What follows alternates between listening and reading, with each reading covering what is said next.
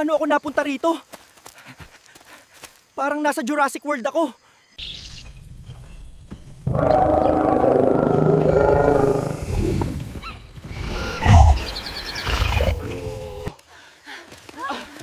Nako! Parang iba ang pakay ng mga babaeng eto!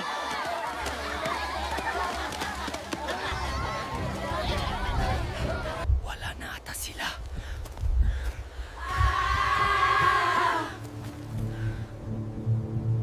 Dakpa ning tawhana ni kay Lamion ni. Hala! Mga Bisaya pala to.